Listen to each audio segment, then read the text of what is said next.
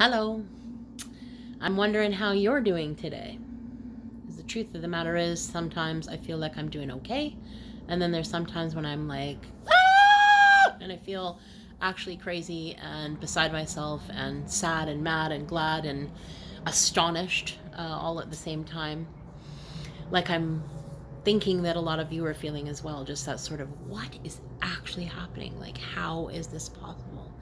And I don't know the hows or the whys or any of that stuff, but I do have a sneaking suspicion there's an underlying feeling that I have when I'm deeply grounded in my body, in my being, in and aligned with my purpose that tells me that this is a call to action for all of humanity to pay attention. The earth is tired and we've been mistreating it for so long. What better way and impact than a global wake up call that says, hey, are you paying attention yet? And I know that the initial reaction is this provoked fear. And I can feel it. Can you feel it? And the whole planet is just this electric field of nobody's breathing. So I'm trying to remind myself on a daily basis, in a moment to moment basis, like the ping pong yesterday, back and forth and back and forth and back and forth at any given moment.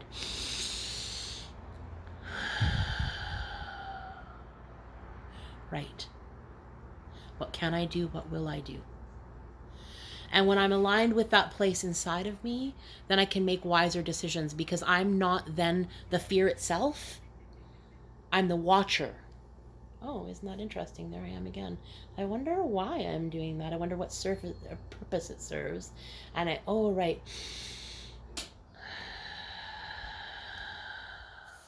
Because we all have the power of choice at any second. Now and now and now.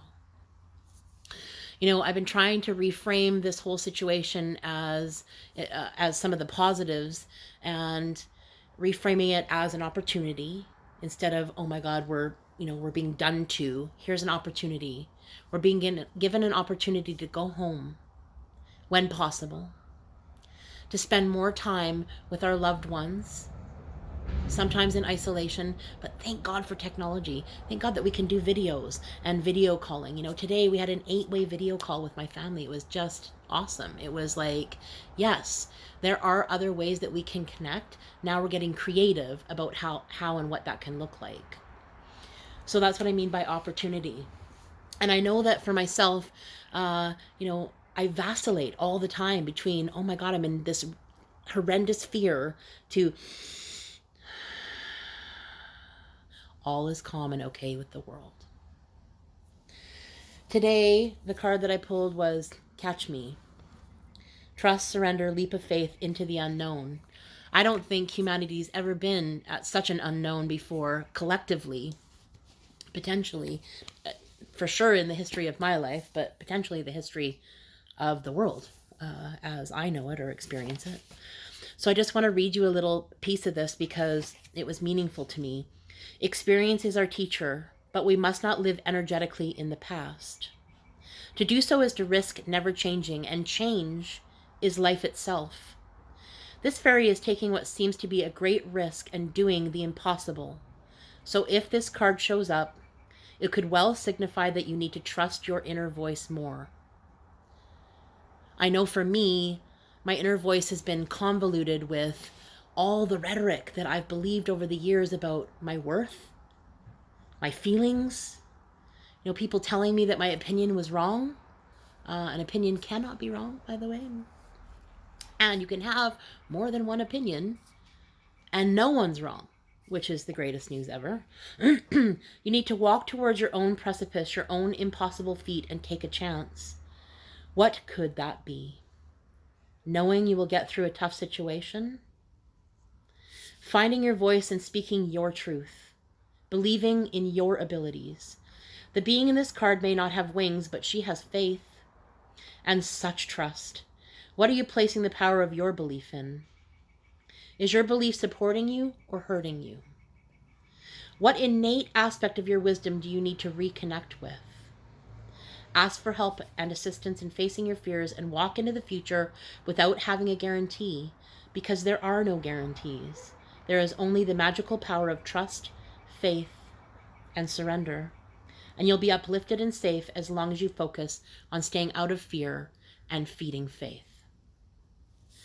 Now, how great is that? That was, to me, directly aligned with where the planet is at the moment. And I was thinking how many times I've surrendered to leap and the net will appear, and how many times in my life I've taken those leaps and those steps have been genuinely fabulous for me, but that sometimes because life is cylindrical, that I fall off, I'm betrayed, I have a feeling, I get back into victim, and I fall down into this place, this gully of fear, and this place where life is happening to me instead of what am I doing to happen to my life. And so at this point in time, being called to reframe this opportunity as eating meals as a family. Cook meals. Even if you are alone at your house, even if you are alone and you're sitting at your house, you can still be on a video conference call and be connected with another human being while you eat your meal together. It's one of the legacies in my family, and something that I've instilled with all of my kids and now my grandbaby, that we eat together. We eat together as a family, and how important that piece is. And here we're given an opportunity to go home and break bread with the people that we love. I think that's a pretty great thing. The second card that I pulled today was similar, or the same one that I pulled the other day, and I was like, interesting. Silver Sisters, take time to prepare from toxic thoughts and energy. And I keep, framing this as people, but the truth is, it's a collective. We are currently in that place of collectively believing something, and the fear is so rampant that we all sort of are in that frenzied state. And the more and more of us that choose to unplug ourselves, more often than we don't. And, I'm not saying stay away from social media, do not look at the news. I'm not talking about rigidity. I'm talking about taking a break. Turn it off. It is so intoxicating, and it is so easy to get caught in the busyness. But the truth is, right now, if you're able to stay at home, please do. You're helping not spread this. You may not have it, or you may not show symptoms, but you may have it and give it away. There's just no way to tell. There's so many responsibilities that lay with what can I do? What will I do? And the Silver Sisters are this toxic energy that the whole sort of, this fear-based, oh my God, the world is falling apart, it's never going to, all the stuff that's happening. And our responsibility is to shake that off, start to think something else, and call yourself to some sort of action. So, my friend and I were talking the other night, and she was talking about leadership. Leadership is just being. So being all of who you are. I'm not a big fan of fake it till you make it. If you're having feelings of fear, feel the feelings. Notice them. Recognize where you can equate them to or connect them to from your past, your history, your trauma, whatever that looks like. Feel them, allow them, honor them. But quite often we just feel this fear, but we're not actually processing it. So it's now more and more and more trapped in our bodies. And one of the ways that I do that is through food.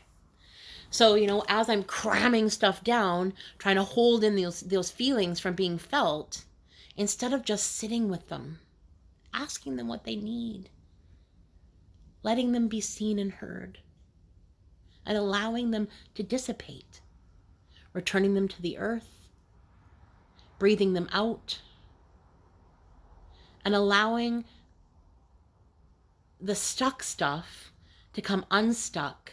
And I think we're given opportunity to do that in this time. Returning to self. What can I do? What will I do?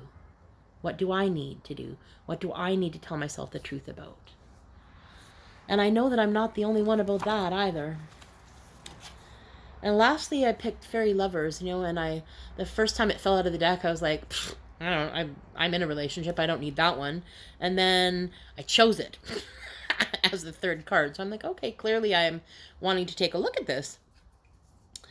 So, what I derive from this card about falling in love is that we're given the opportunity to actually fall in love with ourselves. I don't know about you, but I spend an awful lot of time in what's wrong with me. And most of it I picked up along the way with judgments outside of myself, what people told me that I was not good enough just the way that I was. And so I started to alter and change myself to make sure that everybody else outside of me was happy. But the problem was that that disconnected me, and it didn't allow me to actually align with what I needed. What I needed to say, what I needed to do, what I needed to feel. And so my intention is to just get reconnected with that and fall in love deeply with myself, understanding some of the nuances that I have going on, because we are not all good or all bad. We're everything in between.